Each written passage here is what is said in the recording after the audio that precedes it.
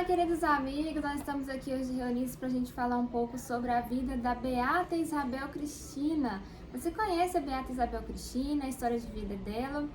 Eu escrevi uma matéria, inclusive, para a CI Digital sobre as Beatas Mártires do Brasil, que foi a Beata Isabel Cristina e a Benigna Cardoso, agora que foram beatificadas no ano de 2022. Vou deixar o link da matéria aqui para vocês conferirem, a matéria ficou muito boa, sobre a virtude também da castidade aplicada aos modos de consagração de vida. Então também a castidade no matrimônio, a castidade na vida sacerdotal, nas virgens consagradas e também nas leigas, né? Porque a Beata Isabel Cristina era uma leiga, inclusive tinha pretensão de se casar, mas também ela viveu o martírio em nome da castidade, né? Então hoje nós vamos falar um pouco sobre a vida especificamente da Beata Isabel Cristina. Eu sou aqui da Arquidiocese de Juiz de Fora, da cidade de Juiz de Fora. Foi aqui que aconteceu também o martírio da Isabel Cristina. E todo o conteúdo, né, que eu vou falar da partilha de vida, né, da Isabel, é deste livro aqui, que é um livro que se chama A Serva de Deus, Isabel Cristina Mrad Campos, Virgem e Mártir, que foi inclusive escrita pelo padre Geraldo Cifani, que é um padre que eu tive a graça de conviver com ele também, um padre que é muito santo, e ele também foi um dos grandes precursores da causa da beatificação da Isabel Cristina. Então, através deste livro, a gente tem também uma compreensão melhor sobre a vida dela, a história de vida dela, que a gente vai partilhar hoje aqui no nosso canal Caritas in Veritate. Então, se inscreva no nosso canal, deixe seu like, já também ativa o sininho, deixe seus comentários, divulgue para os seus amigos, para que assim mais pessoas possam também conhecer e amar a Beata Isabel Cristina. Eu sou agraciada por uma graça da intercessão da Isabel Cristina, inclusive uma das minhas promessas que eu fiz para Isabel Cristina foi de levar uma van, né, na excursão para a sua celebração de beatificação, e nós fomos, e de fato foi uma intercessão que eu recebi pela Isabel Cristina. Então, realmente uma intercessão muito poderosa. Eu espero que vocês também possam tê-la, né, como uma grande amiga do céu. Mas a igreja faz todo esse processo justamente para que haja esse, quando diz a palavra, né, que é o candeeiro, que deve iluminar todos os que estão na casa. Então também assim Isabel Cristina, ela é essa grande luz que ilumina todos nós que estamos na casa do Senhor, né? Porque igual São João Paulo II disse, a igreja não precisa de reformadores, mas precisa de santos. Então hoje o mundo, né, que clama por tantos direitos, né? O direito do meu corpo, o direito meu corpo, as minhas regras, todo mundo quer só os seus próprios direitos. Isabel Cristina demonstra o direito de amar Jesus Cristo, né? O direito de ser pura e casta totalmente a Jesus Cristo, né? Também até mesmo no seu próprio martírio. Então, ela também é essa luz que não é, a gente não fala da Isabel Cristina por ser uma morte, mas sim uma vida plena em abundância, que ela teve toda a sua vida espiritual e que hoje ela goza desses frutos no céu. Então também a Isabel Cristina, ela é um testemunho de vida, de santidade. Então agora falando um pouco quem foi a Isabel Cristina, né? A Isabel Cristina é uma jovem que nasceu em Barbacena, Minas Gerais, no dia 29 de julho de 1962. Ela é filha de José Mendes Campos e Helena Mrad Campos, né? Também tinha um irmão que se chamava Paulo Roberto Mrad Campos. Inclusive o Paulo Roberto estava na missa, né, da beatificação da Isabel Cristina. Ele entrou com as relíquias, e é uma família que é descendente sírio-libanesa, né, Mrad. E a família de Isabel Cristina era uma família muito unida, que sempre encontrava para poder fazer aquelas festas de família, e aí faziam blusas, né, aquelas camisas próprias de família para festividades, aí reunia primo, avós, tios. Então era uma família muito unida. Isabel Cristina se destacava pela sua amabilidade, pela sua alegria, sua jovialidade, até mesmo nas festas. Ela não consumia bebidas alcoólicas, não consumia drogas, entorpecentes. Era uma jovem que gostava muito de modas, e ela sempre andava bem vestida, com esmero, mas sempre vivendo a virtude da modéstia. Então ela nunca usava maquiagens berrantes ou mesmo roupas que não fossem condizentes com a virtude da modéstia. Ela prezava muito pela virtude da modéstia. Então a Isabel Cristina, ela sempre expressava também a sua candura, a sua pureza no seu modo de agir, nas suas vestes. usava bons modos com boas modas, nunca tinha a intenção de provocar. Então ela vivia mesmo já a pureza também nos seus aspectos corporais. E realmente Isabel Cristina tinha uma espiritualidade muito intensa. Ela estudou em Barbacena no Colégio Imaculada Conceição e nos períodos de intervalo entre as aulas ela ia até a capela para fazer adorações ao Santíssimo Sacramento. Ela usava um anel também, que era da dezena, né, do terço de Nossa Senhora. Ela sempre estava em contato com a oração do Santo Terço. E ela trabalhava também como escriturária, né, no setor tributário do escritório do pai dela, que o pai dela é contador, né, então ela também trabalhava junto com o pai dela. E era uma moça muito divertida, ela gostava de ela tinha coleção de bonecas, de chaveiros, ela também amava maionese, então um domingo sem maionese é como se não tivesse domingo para ela, né? E ela era uma moça muito feliz, uma moça que vivia mesmo com a sua família. Ela não gostava de comentários maliciosos, essas conversinhas, burburinhos ou mesmo fofocas. Ela não falava sobre esses assuntos, ela sempre saía desses assuntos ou mesmo mudava de assunto. Nunca tinha também até mesmo essa impureza no falar dos outros, né? Ela sempre falava de bom grado acerca de todos aqueles que conviviam com ela. Algo muito interessante também é que Isabel Cristina era uma ótima aluna, gostava muito de estudar e ela inclusive estudava dando aula para os próprios bonequinhos, né, que ela tinha coleção, e ela dava aula, né, para memorizar também os conteúdos que ela aprendia em sala de aula, né, que ela tinha também dos seus estudos.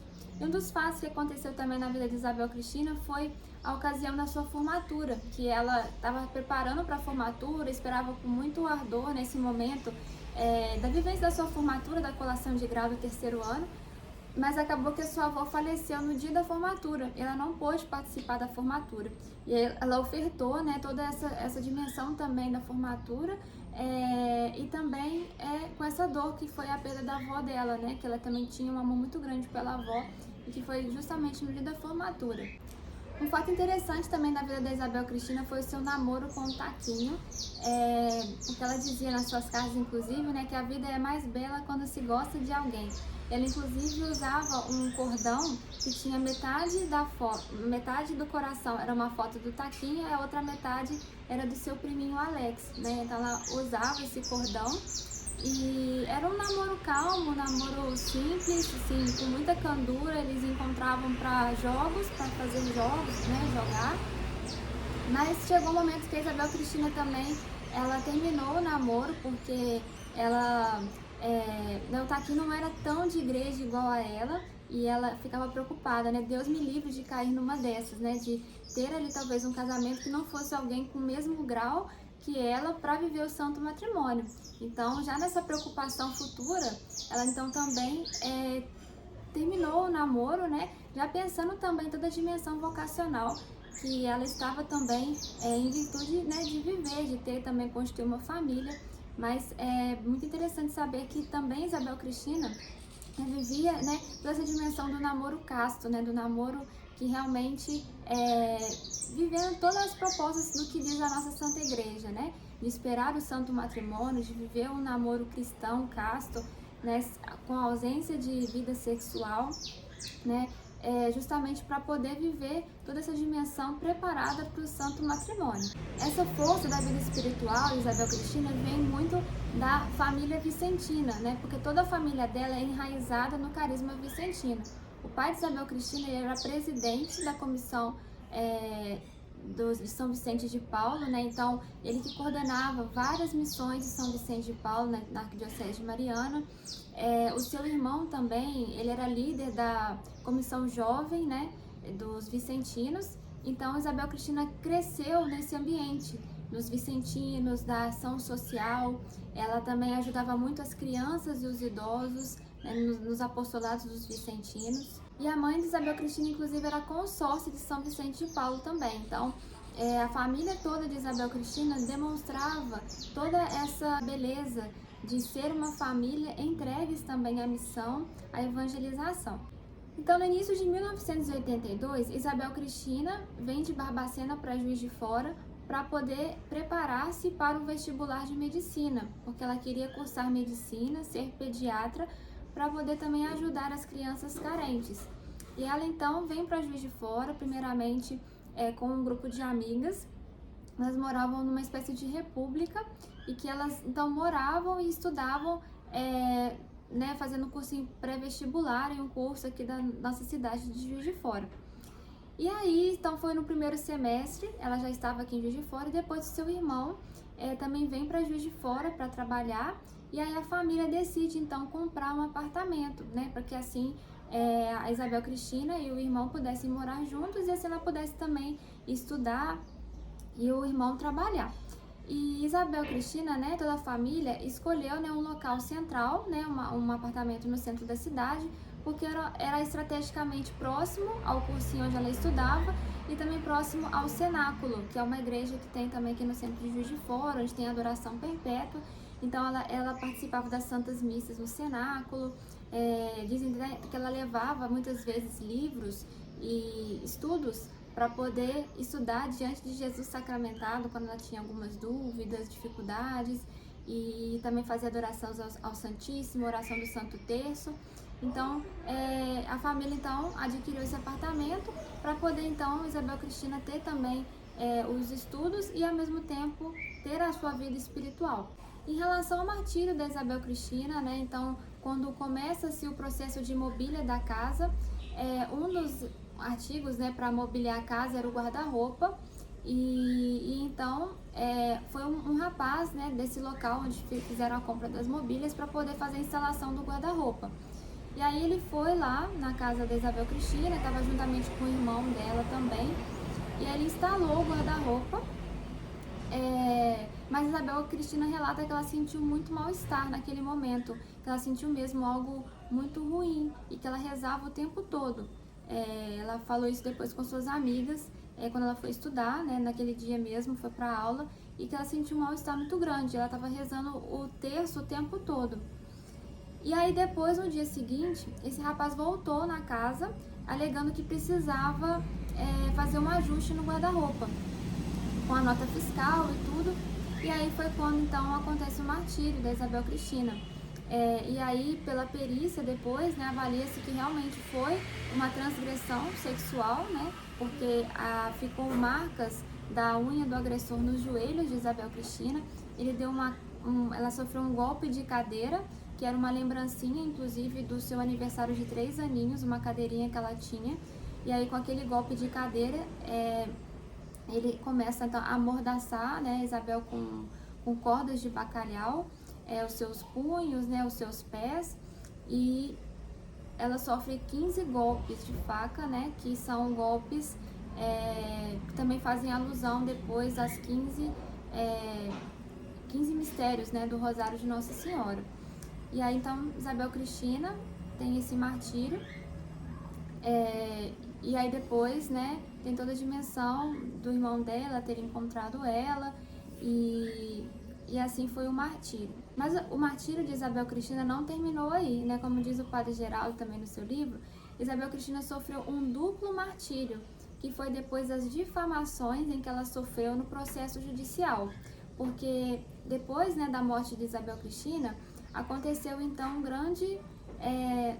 foi noticiado, né, na cidade que uma jovem tinha sido assassinada, e aí então também na tentativa, na defesa do assassino, né, que depois descobriram quem era ele e tudo, e aí começaram então um processo, né, contra Isabel Cristina, como se ela fosse uma moça promíscua. Chegaram até a falar que ela saía com homens casados, difamaram a sua família, até chegaram a dizer que ela tinha sido expulsa de casa porque estava grávida, e aí tiveram que fazer uma perícia, né, em todo o seu sistema reprodutor, e aí foi avaliado, né, que o seu útero estava incólume, e a partir então desse processo judicial, em que ela sofreu um duplo martírio, né, de calúnia, de difamação, injúrias, ela e a sua família, abriu-se então o conhecimento de quem foi Isabel Cristina.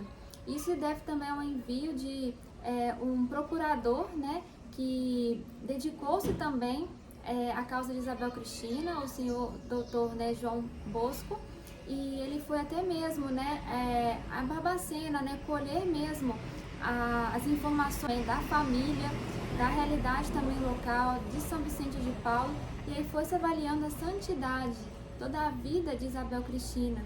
E então, com isso foi um processo muito difícil, teve então, né, a condenação do assassino de Isabel Cristina.